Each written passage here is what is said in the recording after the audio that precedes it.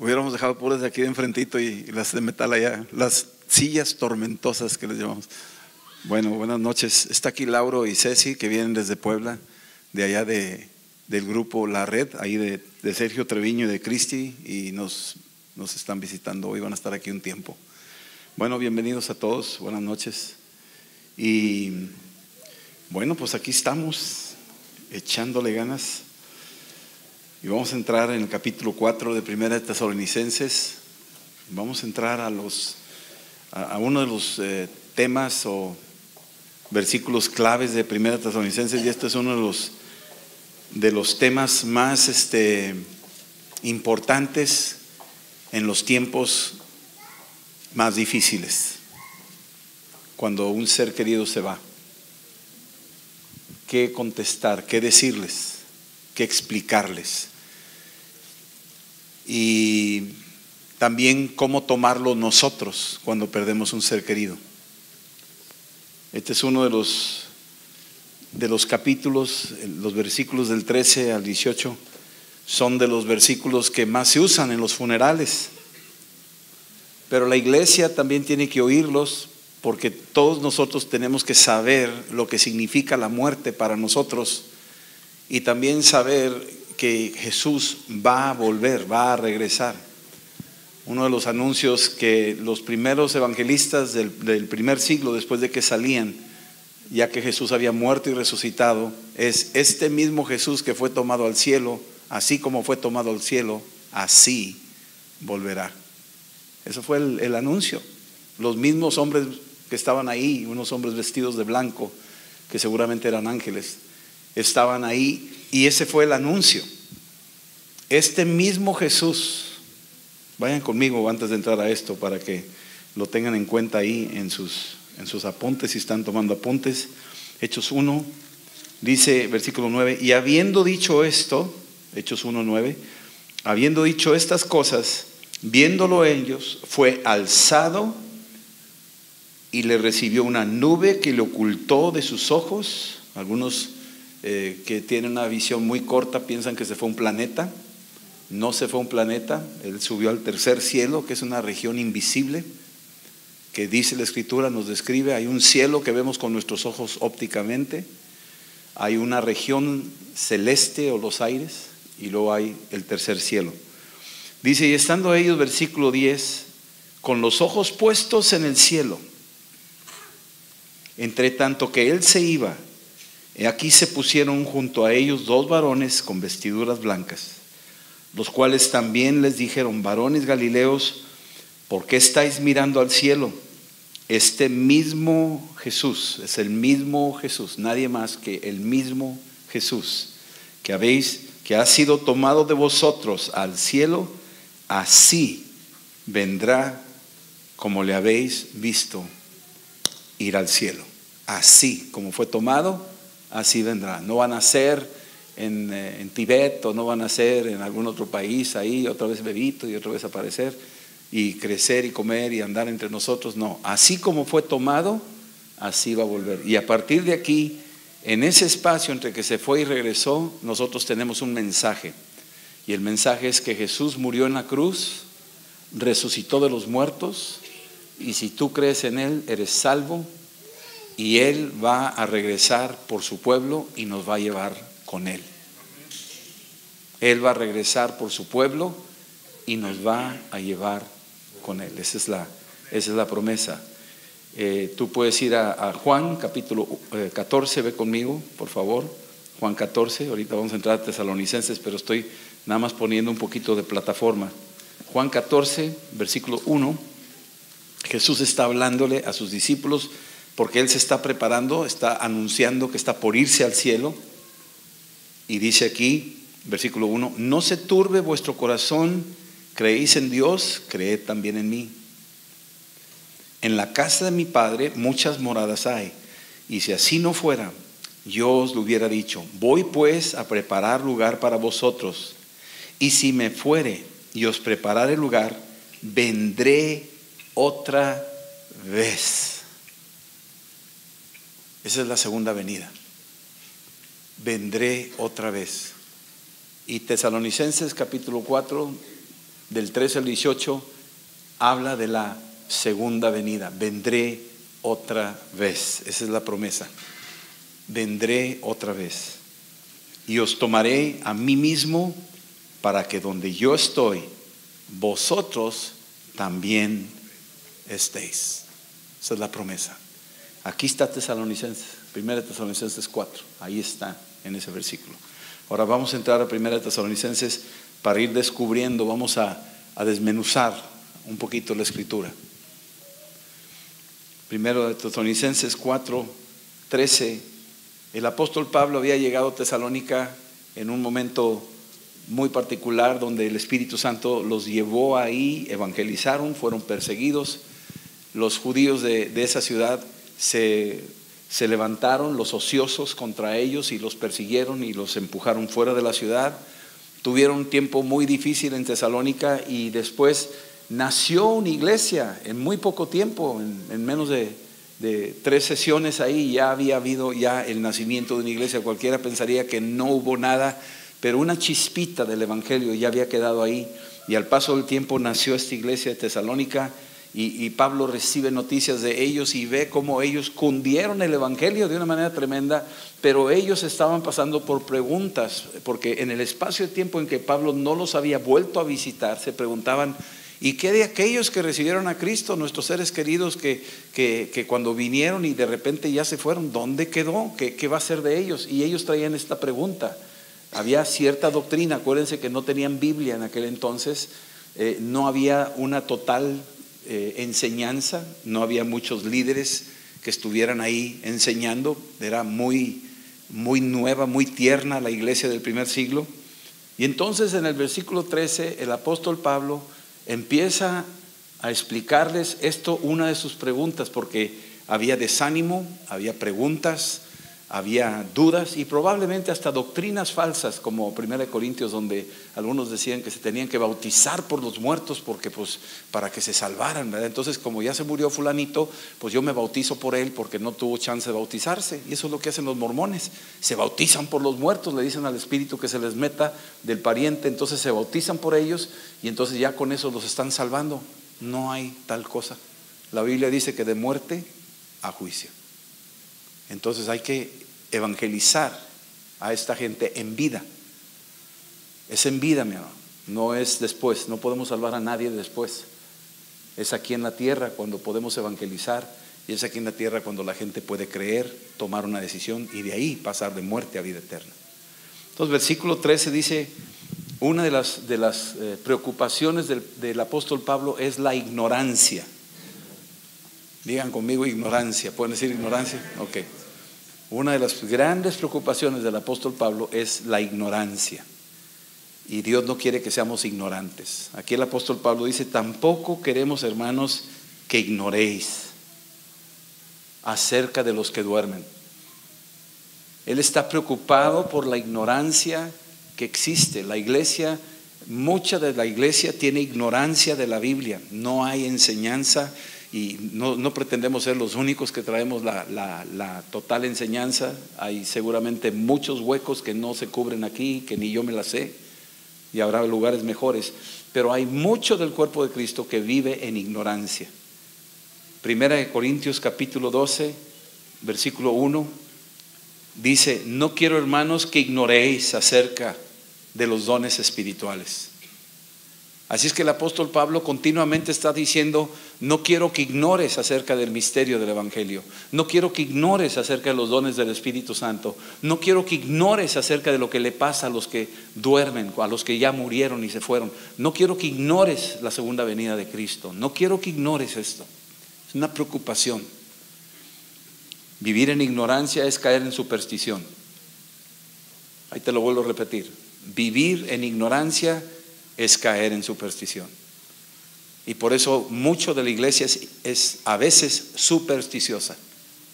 La superstición es inventar cosas, de que los muertos andan por ahí, que se fueron al limbo, o que hay un purgatorio, o que van a reencarnar, o ya regresaron, o se me apareció mi abuelita. Y es ignorancia. Y a donde cae es superstición.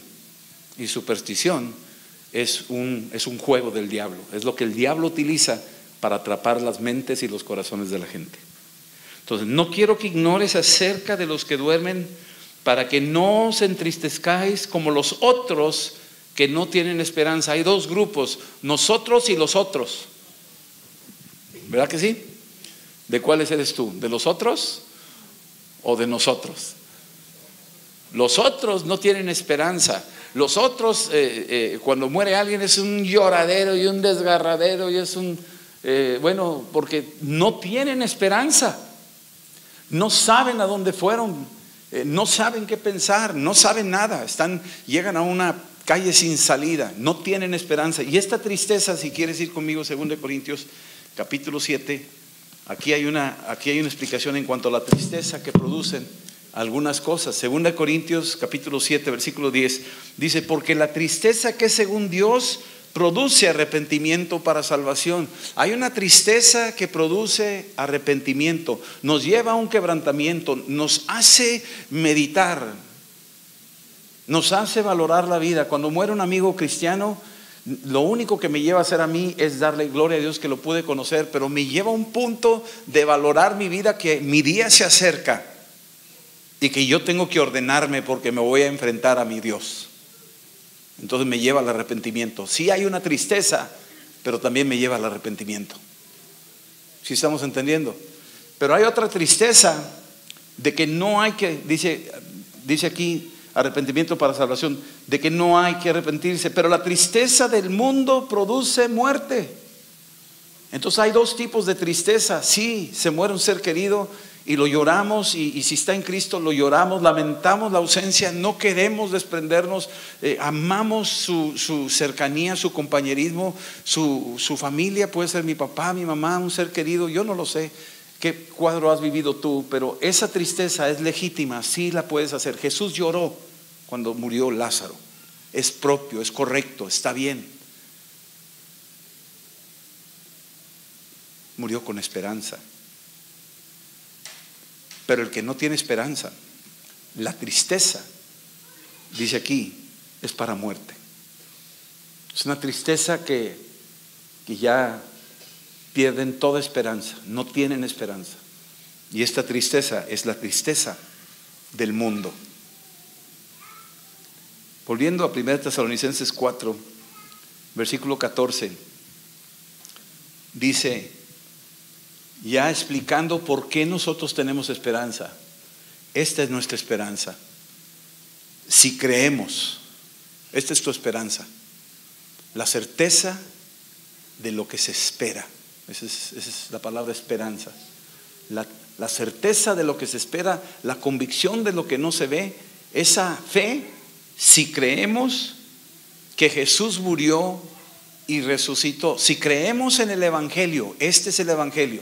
Si creemos que Jesús murió y resucitó, si tú crees que su muerte fue nada más una muerte como cualquier persona que muere, no tiene ningún impacto sobre tu vida. Pero si tú crees que Él es el Cordero de Dios que quitó tu pecado, su sangre te quita todos tus pecados. Si tú crees en su muerte, que fue suficiente para lavar tus pecados, y crees que resucitó, y no nomás resucitó un fantasma o resucitó por 2 o 3 días y se volvió a morir, sino que resucitó y permanece vivo. Si tú crees que murió y resucitó, ¿sí? Así también traerá Dios con Jesús a los que durmieron en Él. La palabra en Él. Son miembros del cuerpo de Cristo. Cuando se levantó Jesús de los muertos, ¿qué se levantó? ¿Un brazo nada más? ¿Una pierna? Todo el cuerpo de Cristo se levantó. Bueno, cuando venga Jesucristo por su pueblo, todo el cuerpo de Cristo se va a levantar. Somos miembros del cuerpo de Cristo. Tú eres miembro del cuerpo de Cristo, según 1 Corintios capítulo 12. Somos miembros. Entonces, cuando Él venga, todo el cuerpo de Cristo se va a levantar. Todos, los chinos, coreanos, rusos, africanos, europeos, mexicanos, todos los que creímos, se va a levantar el cuerpo de Cristo. Es como el arca de Noé. Cuando llovió, se levantó todo el arca. Y todos los que iban en el arca. Bueno, así va a ser. Cuando venga Cristo, nos va a levantar a todos los que estamos en Él. Aquí lo dice. Y lo repite otra vez, hablando de los que duermen, en el versículo 13, en los que duermen. Y otra vez en el versículo 14, en los que duermen. Vuelve a decirlo otra vez el apóstol Pablo. Y cuando habla de los que duermen es porque se van a despertar. Así se refiere a los que estamos en Cristo, cuando ya dejamos de caminar en la tierra, cuando ya morimos. A los ojos del mundo, a los ojos de Dios estamos dormidos. Y a los ojos de la iglesia también deben de considerarlos como dormidos. No están muertos, están dormidos. Ese es el lenguaje que nosotros usamos en un funeral de un cristiano.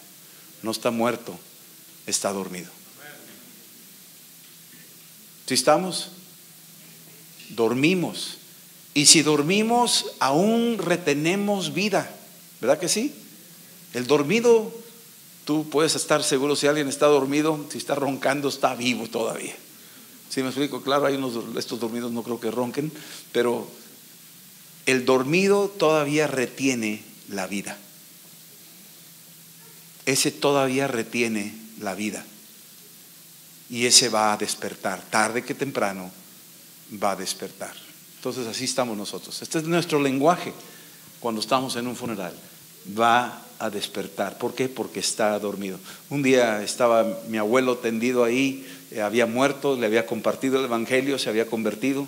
Fuimos al funeral y en aquel entonces recién convertidos había una lucha familiar porque pues éramos cristianos y de repente para la familia habíamos cambiado, ahora sí que habíamos tomado otro camino y habíamos abandonado la fe de nuestros antepasados y nos hicieron ahí todo un rollo.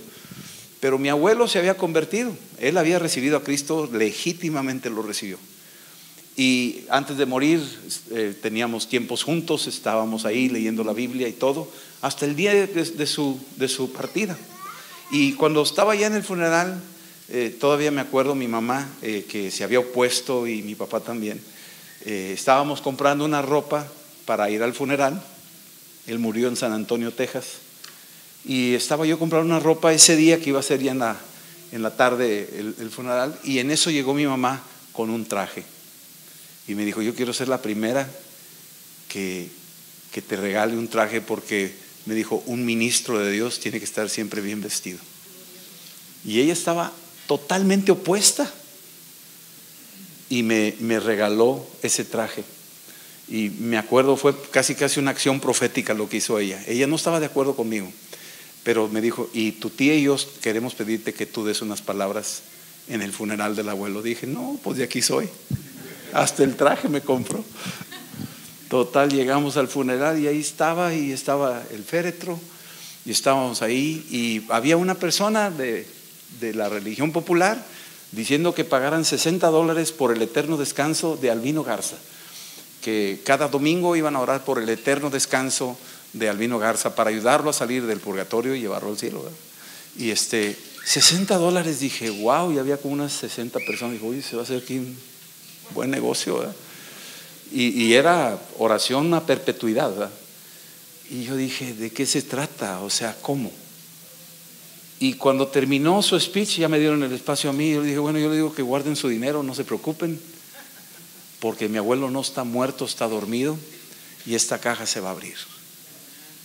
Él va a salir de esta caja porque él recibió a Cristo y él tiene la esperanza de la vida eterna. Él recibió el sello de eternidad puesto por el Espíritu Santo en él, y por tener el Espíritu Santo él va a levantarse de los muertos. Y cuando se dijo todo eso, empezó la gente, algunos aplaudían, otros allá atrás decían aleluya, así.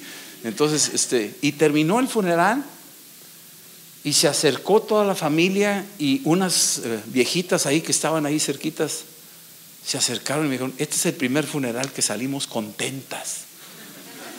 Nunca habíamos salido tan contentas de este funeral. Y le dije, pues gloria a Dios. Y eso es lo que cambia tu expectativa. Tu tristeza ya no es la tristeza que el mundo produce. Esto sí es triste, pero ya no es con el sabor de la muerte. La muerte ya no tiene poder. ¿Sí? Ya. La muerte fue vencida, Cristo la aplastó, la venció. Entonces, si creemos que Jesús murió y resucitó, así también traerá Dios con Jesús a los que durmieron en Él. Sí, tú ves a 1 Corintios, Romanos, ¿qué? 8:11. Déjame nomás llevarte ahí para que veas esa palabra otra vez. Lo hemos mencionado varias veces. Romanos 8:11 dice: y si el espíritu de aquel que levantó de los muertos a Jesús mora en vosotros, el que levantó de los muertos a Cristo Jesús vivificará también vuestros cuerpos mortales por su Espíritu Santo que mora en vosotros. Así es que los que durmieron en Cristo, Cristo volverá a levantarlos a todos los que están en Él. ¿Por qué? Porque tienen en ellos el Espíritu Santo. Y si tú has confesado a Jesucristo como Señor, mora en ti el Espíritu Santo. El mismo que lo levantó a Él, te levantará también a ti. Esa es la promesa. Entonces volvemos a 1 Tesalonicenses 4. Y el apóstol Pablo sigue animando a los tesalonicenses. Versículo 15. Por lo cual os decimos esto en palabra del Señor. O sea, las palabras del Señor son sí y amén. Son promesas firmes, no tienen variación. El cielo y la tierra pasarán, pero las palabras del Señor jamás pasarán. Y les dice aquí el apóstol: por lo cual os decimos, versículo 15, les decimos esto en palabra del Señor, que nosotros, aquí habla de dos, ahora habla de dos grupos dentro del cuerpo de Cristo. Hay dos grupos: los que vivimos y los que durmieron. Hay dos grupos de cristianos ahorita. Hay unos que están dormidos. Ahorita duerme Pedro, Pablo, María, Juan, Tomás. Todos esos duermen. Los que vivimos nos tocó a nosotros. Esto es nuestro tiempo, estamos vivos. Estos son los dos grupos. Ellos no dejan de ser miembros del cuerpo de Cristo, aunque se hayan dormido. Siguen siendo miembros. Están en el polvo, siguen siendo miembros. Savonarella lo quemaron allá en Florencia por la Inquisición.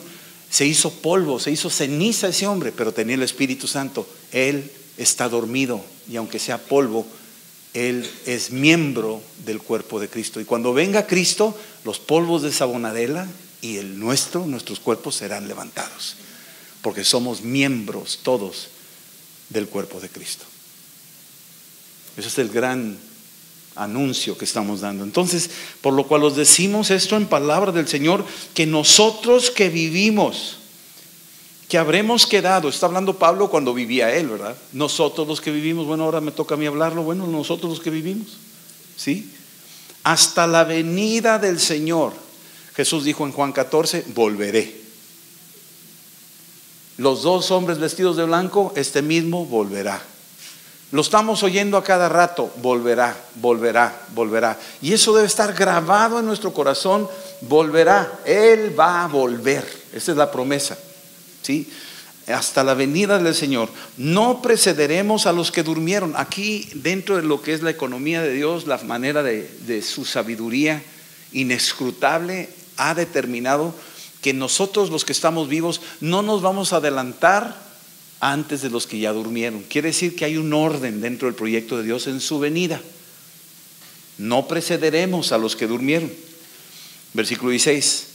Porque el Señor mismo con voz de mando. Fíjate las tres voces o las tres maneras que Dios está anunciando su venida. Número uno, una voz de mando. Cuando hablamos de la palabra venida, estamos incluyendo aquí la llegada de un emperador, de un rey, de alguien que viene con todo y que se quiere dar a conocer, que todo mundo sepa que llegó el César. Es lo que hacían. Entonces venían trompetas y venían hombres o personajes así con voz alta anunciando: aquí viene el César. Y todo el mundo se preparaba. Es lo mismo que lo dejó ver con Juan el Bautista, que iba a mandar a su mensajero primero a preparar camino, y ese iba a ser el que iba anunciando la venida de Cristo. Bueno, aquí dice cómo va a ser. Va a ser algo extraordinario, porque dice con voz de mando. Es decir, hay alguien que manda. hay alguien que manda. Este universo hay alguien que lo manda. Y este mundo hay alguien que lo manda y no es el anticristo. Hay alguien superior que manda, con voz de mando, con trompeta de Dios. Cuando hablamos de trompeta, la palabra trompeta en el Antiguo Testamento era una herramienta que Dios les había ordenado que usaran para que cuando la tocaran sirviera para anunciar a Dios: necesitamos tu intervención. Ese es un propósito. Y el segundo propósito era para que Dios estuviera enviando ángeles alrededor de ellos. Era como convocación para que todo Israel se juntara. Tocaban trompeta y todos los judíos se juntaban para la batalla. Pero no nada más eso, tocaban trompeta pidiendo intervención celestial, que bajara Dios con sus ejércitos para protegerlos a la hora de salir a la batalla. Entonces, esta trompeta de Dios de la que estamos hablando es una trompeta de convocación. Una trompeta de convocación. Va a tocar trompeta y los ejércitos de Dios celestiales se van a juntar. Y los ejércitos de Dios de aquí de la tierra, todos los que son miembros del cuerpo de Cristo, nos vamos a convocar. Y yo te quiero llevar ahí para que veas Mateo 24. Ve por favor Mateo 24, versículo 31. Dice aquí hablando de esto. Mateo 24, versículo 31. Déjame irme desde el 29. Hablando Jesucristo, estos están hablando de los últimos tiempos, está diciendo esto. Dice: e inmediatamente después de la tribulación de aquellos días, el sol se oscurecerá y la luna no dará su resplandor, y las estrellas caerán del cielo, y las potencias de los cielos serán conmovidas. Va a ser un día de gran consternación universal. Versículo 30. Entonces aparecerá la señal del Hijo del Hombre en el cielo, y entonces lamentarán todas las tribus de la tierra. Este va a ser un evento que no va a pasar de noche, va a ser visto, y no por televisión. Esto va a ser visto a nivel mundial. Se lamentarán todas las tribus de la tierra y verán al Hijo del Hombre viniendo sobre las nubes del cielo. Ya viene, esta es la segunda venida, viniendo sobre las nubes del cielo con poder y gran gloria. Todas las tribus de la tierra las van a ver, todos. Y luego, ¿qué dice? Y enviará sus ángeles con gran voz de trompeta. Va a ser una gran voz de trompeta. Estas son las mismas indicaciones o señales que el apóstol Pablo menciona: con voz de mando, con voz de trompeta de Dios y con voz de arcángel. Son tres voces o tres instrumentos o tres maneras que va a llamar la atención, y más que llamar la atención, va a llamar a la convocación. Es una convocación, ¿sí? Con gran voz de trompeta, y juntará a sus escogidos. Dile al lado: tú eres un escogido. Así es, somos escogidos, no porque somos bonitos y buenos, sino porque hemos creído en Cristo, que Él nos escogió a nosotros y somos suyos. Juntará a sus escogidos de los cuatro vientos, de los cuatro rincones de la tierra, del extremo del cielo, desde un extremo del cielo hasta el otro. Estamos hablando de naciones enteras, del norte y del sur, del este y del oeste. Va a haber una gran convocación en el día de su venida. Volvamos a Tesalonicenses 4, versículo 17. Versículo 16. Porque el Señor mismo, con voz de mando, con voz de arcángel y con trompeta de Dios, descenderá del cielo, y los muertos en Cristo resucitarán primero. Los que están muertos, aquí mencionó ya muertos, pero se refiere a los que duermen. Esos muertos en Cristo resucitarán primero. Por alguna razón el Señor ha establecido que primero ellos van a oír la voz del despertar. Ellos son los primeros en despertar. Van a despertar de su sueño. los va a levantar el Señor de su sueño. Me impresiona. Si quiere decir, bueno, hay mucho que decir aquí. Si quiere decir otra vez, déjame localizar un versículo que encontré. Isaías 26. Isaías 26. Versículo 19. Dice esto: tus muertos vivirán. Qué tremenda promesa. Tus muertos vivirán. Sus cadáveres resucitarán. Son palabras, estás hablando de siglos antes de Cristo. Tus muertos vivirán. Sus cadáveres resucitarán. Y dice una palabra poderosa: despertad y cantad. Está hablando a alguien dormido. Despertad y cantad, moradores del polvo. Tremendo eso, moradores del polvo, despertad y cantad, porque tu rocío es cual rocío de hortalizas. Ese rocío es el Espíritu Santo. El Espíritu Santo se manifiesta en forma de lluvia, en forma de fuego, en forma de aceite, en forma de viento y en forma de rocío. El rocío es desapercibido, esas gotas pequeñas, es lo que utilizó Dios para hablar el mensaje a Gedeón. Le mandó un rocío y cayó sobre toda la tierra. Bueno, eso es un tipo del Espíritu Santo. Y dice aquí: y tu rocío es rocío cual rocío de hortalizas.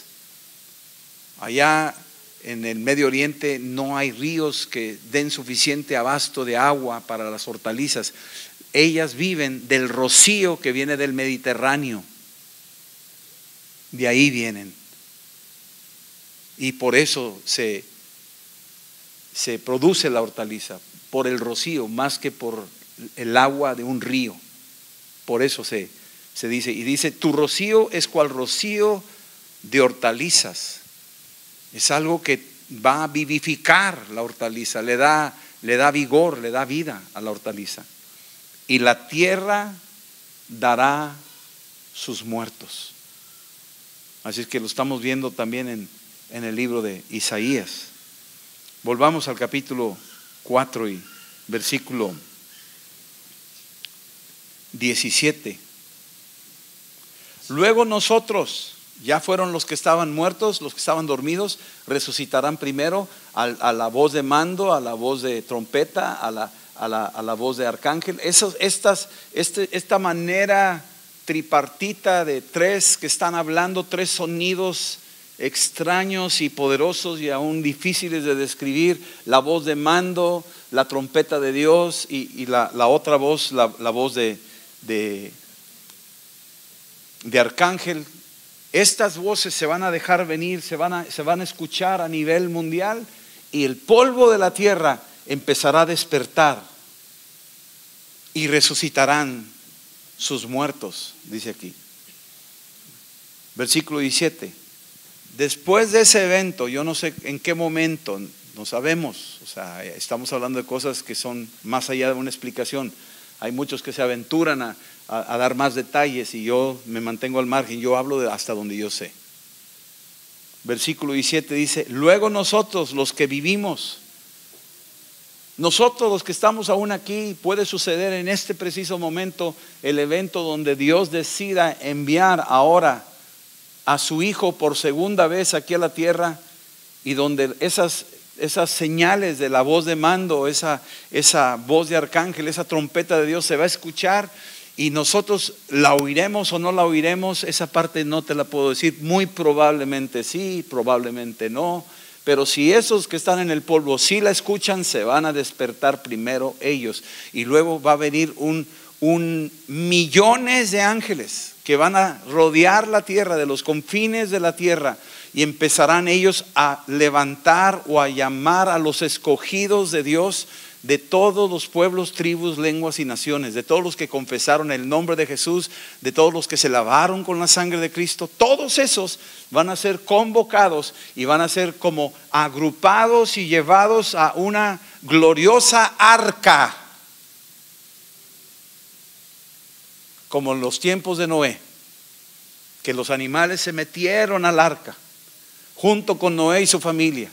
Noé no fue detrás de ellos, los animales llegaron al arca. Bueno, tal vez así va a ser. Nosotros de alguna manera inexplicable, como los salmones que empiezan a ver que es tiempo de regresar a los ríos de donde salieron, de una manera inexplicable, nosotros también de alguna forma inexplicable vamos a empezar a sentir, vamos a empezar a ver de que es tiempo de estar listos, porque ya llega el Señor, ya viene, ya está a la puerta, y de alguna forma empezamos a estar listos, y de repente en un abrir y cerrar de ojos algo sobrenatural, extraordinario va a suceder.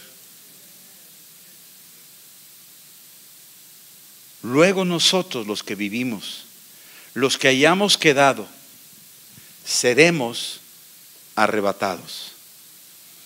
Esta palabra arrebatados es una palabra que empieza a hablar de una forma de captura. Es una forma como peces que caen adentro de una red, y de repente los que están adentro de la red son sacados, y los que no están adentro de la red se quedaron ahí. Seremos arrebatados, seremos tomados por fuerza, es lo que quiere decir la palabra arrebatados. Seremos trasladados como Felipe en Hechos 8, que estaba bautizando al eunuco en una charca ahí en el desierto de Gaza, y de repente terminó de bautizarlo, y cuando estaba contento el eunuco, tal vez con los ojos cerrados, levantando la mano, y volteó para ver dónde estaba Felipe, ya había sido arrebatado a Soto, que estaba como a 30 kilómetros. Así, se lo llevó. Y tú dices, ese es un arrebatamiento así, es un traslado de un lugar a otro. Nada más que este traslado no va a ser de aquí a Europa o de aquí a África, va a ser un traslado de esta dimensión a aquella dimensión, y vamos a ser llevados, como fue Elías trasladado sin probar muerte, como fue Enoc trasladado sin probar muerte. Son dos personajes de la Biblia que no probaron muerte y fueron arrebatados, fueron tomados por Dios y llevados a otra dimensión sin probar muerte. Bueno, nosotros tenemos el mismo Espíritu Santo que nos va a trasladar sin probar muerte. Los que vivimos, si es que llega Jesús a venir en nuestro tiempo, por lo mismo que aquí lo dice, entonces los que aún vivimos cruzaremos el umbral sin probar muerte. Y muchos dicen, ay, ojalá sí sea uno de ellos, ¿verdad? Pero hay muchos que no vamos a llegar a eso, porque este mensaje se ha dicho por 2000 años. Es que, no sé, estamos muy cerca de la venida cada día del Señor. Entonces seremos arrebatados juntamente con ellos. El mismo cuerpo de Cristo, todo se levanta juntamente. Entonces aquí, juntamente con ellos, con los que durmieron y despertaron y fueron tomados y salieron del polvo, nosotros juntamente con ellos. Quiero que veas a lo que dijo Job también en el Antiguo Testamento. Este se considera el libro más antiguo de la Biblia en cuanto a historia, vamos a llamarle cronológica, por escrito, el libro de Job. Y el libro de Job, capítulo 19, capítulo 19, versículo 25, dice el profeta Job, dice: yo sé que mi Redentor vive, y al fin se levantará sobre el polvo. Y después de deshecha esta mi piel, en mi carne he de ver a Dios, al cual veré por mí mismo, y mis ojos lo verán y no otro, aunque mi corazón desfallece dentro de mí. Está hablando un hombre que está en aflicción, perdió seres queridos, él físicamente está enfermo, él está en dolor, está en confusión, está en un punto cero, no sabe dónde está Dios en este momento. está haciéndose cuestionamientos muy profundos. Sus amigos no le ayudan en sus opiniones, pero finalmente responde Job y dice: yo sé que mi Redentor vive y al fin se levantará sobre el polvo. Wow. Este hombre veía la resurrección, entendía que se va a levantar del polvo. Después de deshecha esta mi piel, él sabía que en su último día que se va desgastando su piel, que se va deshaciendo. Ayer veía a mi mamá que se sintió un poquito mal y yo estaba viendo y platicando con ella y levantó las manos y hizo así y vi su piel que ya se estaba marchitando más y más y más. Y yo veía eso y decía: wow, lo que es la vida, tan corta, tan pasajera, tan efímera. Y al lado estaba una revista de Hola, con todas las bellezas del mundo, con sus vestimentas y el glamour europeo. Y las ves, y volteé y veía a mamá y su brazo y todo. Y decía: wow, qué tremendo. Vanidad de vanidades, todo es vanidad. Y dice que después de deshecha esta mi piel, en mi carne he de ver a Dios. Así es que, mi amado, es muy probable que si Dios nos encuentra así vivos y nos traslada, nos arrebata, pues lo veremos como dice Job: al cual veré por mí mismo, y mis ojos lo verán y no otro. O sea, tus ojos, los que tienes hoy, van a ver al Señor. Y si tú me dices: ¿y los ciegos? Verán, también verán. Sí, aunque mi corazón desfallece dentro de mí. Versículo 17 otra vez, 1 Tesalonicenses.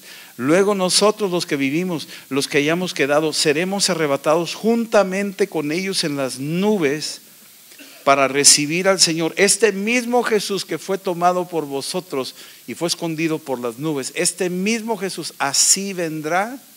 Así vendrá. Aquí lo está diciendo aquí el apóstol Pablo. Sí, en las nubes para recibir al Señor en el aire, y así estaremos siempre. Subráyalo ahí. Siempre con el Señor. Siempre. Qué gloria, qué promesa, qué riqueza, qué misterio. Porque mucho de lo que estamos hablando esta noche queda corto de lo que realmente va a ser.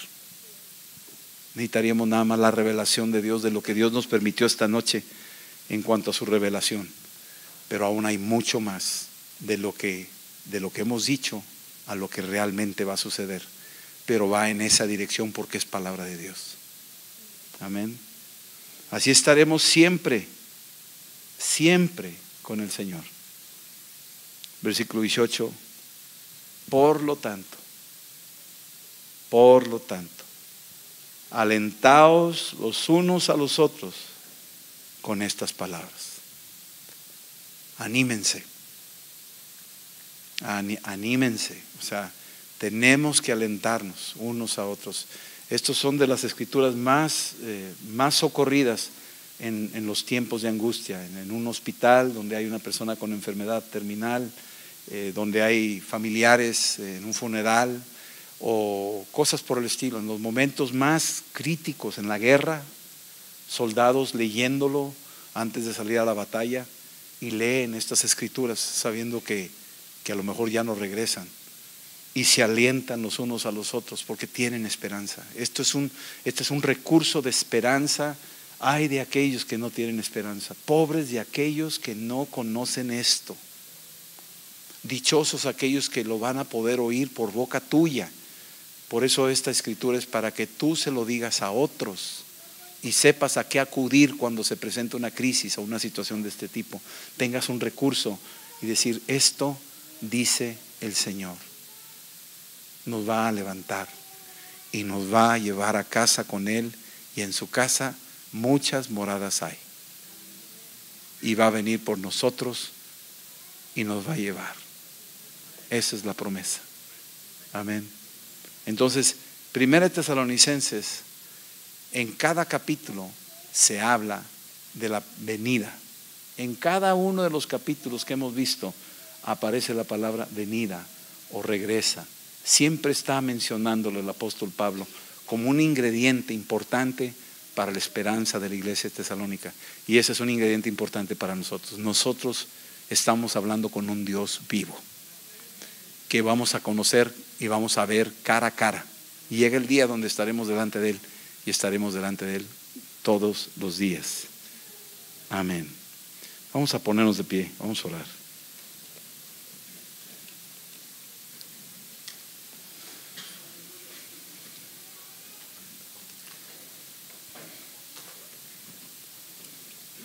Apocalipsis quiere decir correr el velo, y Dios va a correr el velo el día de su venida.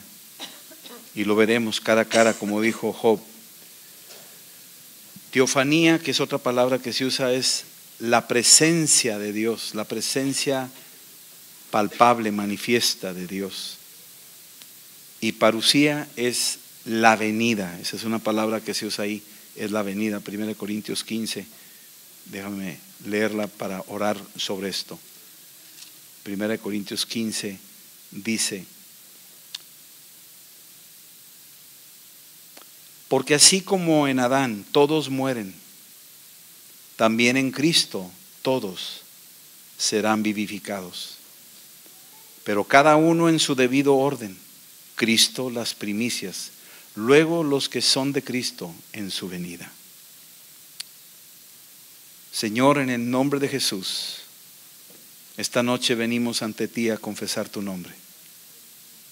Y yo quiero animar a cada uno de los que están ahorita aquí oyendo, los que están viendo esta predicación.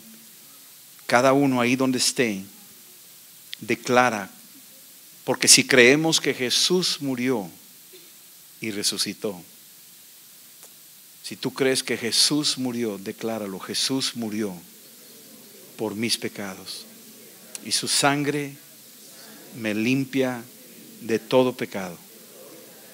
Y Dios lo levantó al tercer día, y Él vive, y Él reina por los siglos de los siglos, y Él volverá.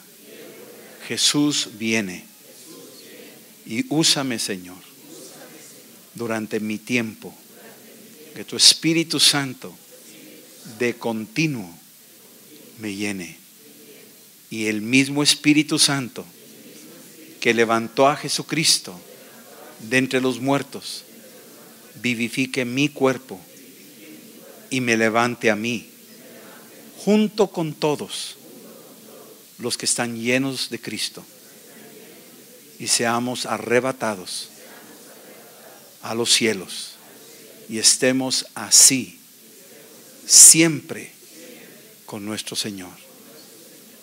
Gracias, Padre, en Cristo Jesús. Amén. Amén. Ok. Dios los bendiga. Den un aplauso a Cristo por eso. Aleluya. Ok. Bueno, pues que pasen buenas noches. El viernes hay reunión de oración en la casa de oración, aquí de 7 a 9. Y el sábado, varones, 7 de la mañana, aquí nos vemos. Y el domingo, ya saben, aquí estamos. Vénganse temprano a la oración a las 9 de la mañana, se pone bonito. Sí, Dios los bendiga.